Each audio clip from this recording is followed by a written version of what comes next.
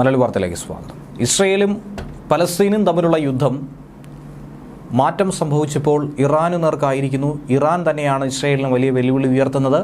തിരിച്ചടിക്കാൻ ശക്തമായി തന്നെ മുന്നിട്ടിറങ്ങിയിരിക്കുകയാണ് ഇസ്രയേൽ.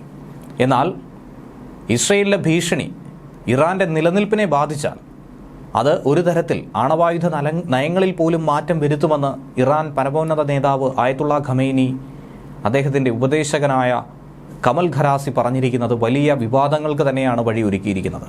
അങ്ങനെയെങ്കിൽ വലിയൊരു ഭീകരാന്തരീക്ഷം അന്താരാഷ്ട്ര സമൂഹത്തിൽ സൃഷ്ടിക്കുകയും അന്താരാഷ്ട്ര ഉടമ്പടികൾ ധാരണകളെ ഒക്കെ തന്നെ മാറ്റിമറിക്കുന്ന രീതിയിലേക്ക് അത് കൊണ്ടുചെന്നെത്തിക്കും.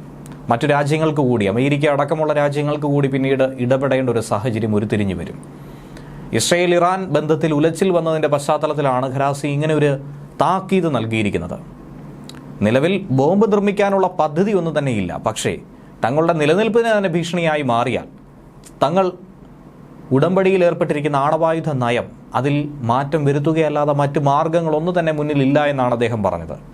സിറിയയുടെ തലസ്ഥാനമായ ഡമാസ്കസിലെ എംബസിക്ക് നേരെ ഇസ്രയേൽ ബോംബാക്രമണം നടന്ന പശ്ചാത്തലത്തിൽ ഇതിന് മറുപടി എന്ന രീതിയിൽ ഇസ്രയേലിലേക്ക് ഇറാൻ മിസൈൽ ആക്രമണം നടത്തിയിരുന്നു.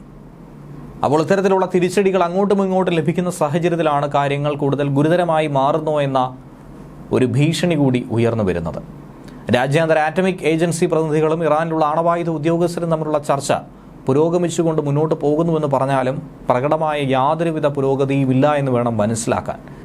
ഇറാൻ്റെ സഹകരണമില്ലായ്മയെ തന്നെയാണ് നിലവിൽ ഇസ്രയേൽ കുറ്റപ്പെടുത്തുന്നത്. അതേസമയം മറുഭാഗത്ത് അമേരിക്ക ഈ യുദ്ധം അവസാനിപ്പിക്കാനുള്ള നീക്കങ്ങൾ നടത്തുകയാണ്. അതിന് ഇസ്രയേലിന് നൽകിയിരിക്കുന്ന ഒരു വലിയ വിലയെന്ന് പറയുന്നത് റഫേലിലേക്കുള്ള കടന്നാക്രമണം അവസാനിപ്പിക്കാൻ തയ്യാറാണെങ്കിൽ ഹമാസിൻ്റെ തലവനെക്കുറിച്ചുള്ള കൃത്യമായ വിവരം, രഹസ്യാന്വേഷണ വിവരം അത് ഇസ്രയേലിന് കൈമാറുമെന്നാണ് അമേരിക്കൻ ചാരസംഘടനയായ സെൻട്രൽ ഇൻ്റലിജൻസ് ഏജൻസി CIA അറിയിച്ചിരിക്കുന്നത്. ഹമാസ് തലവനായ യഹ്യ സിൻവറിൻ്റെ തല തന്നെയാണ് ഇസ്രയേലിന് ആവശ്യം. ആ വിവരം കൈമാറുമെന്നാണ് CIA തലവൻ വില്യം ബേൺസ് ഇസ്രയേലിന് വിവരം അറിയിച്ചിരിക്കുന്നത്. ഇസ്രയേലിനെ സംബന്ധിച്ച് ഇത് തന്നെയാണ് ഏറ്റവും അത്യാവശ്യപ്പെട്ട ഒരു കാര്യം. ഹമാസുമായി ഒക്ടോബർ 7 ആരംഭിച്ച ഈ യുദ്ധത്തോടെ ഇസ്രയേലിൻ്റെ ഹിറ്റ് ലിസ്റ്റിൽ ഒന്നാമനായി നിൽക്കുന്ന വ്യക്തിയാണ് യഹ്യ സിൻവർ. ഏത് വിധേനയും യഹ്യയുടെ തലയെടുത്താൽ ഇതിൽ പകുതി വിജയം ഉറപ്പായിരിക്കുന്നുവെന്ന് തന്നെയാണ് ഇസ്രയേൽ കണക്കാക്കുന്നത്. ബാക്കിയുള്ളവരെയൊക്കെ തന്നെ ഉന്മൂലനം ചെയ്യുക എന്ന് പറയുന്ന നിസ്സാരപ്പെട്ട ഒരു ജോലിയായി തന്നെ നോക്കി കാണുന്നുണ്ട്. ഖാൻ യൂനിസിലെയും റഫ മേഖലയിലെയും പല തരത്തിലുള്ള തുരങ്ക ശൃംഖലയിൽ എവിടെയോ ഒരിടത്ത് ഒളിച്ചിരിക്കുകയാണ് യഹ്യ സിൻവർ എന്നുള്ള വിവരം നേരത്തെ ഇസ്രയേലിനുണ്ടായിരുന്നു. എന്നാൽ തുരങ്കങ്ങളിലില്ല, മറ്റ് രാജ്യങ്ങളിലായിരിക്കും യഹ്യ സിൻവർ ഒളിച്ചിരിക്കുന്നത് എന്നുള്ള വിവരവും ഇതുപോലെ ലഭിക്കുന്നു. കൃത്യമായൊരു വിവരം ലഭിക്കാത്തത് കൊണ്ട് തന്നെയാണ് ഇസ്രയേലിന് ഇതുവരെയും കണ്ടെത്താൻ കഴിയാത്തത്.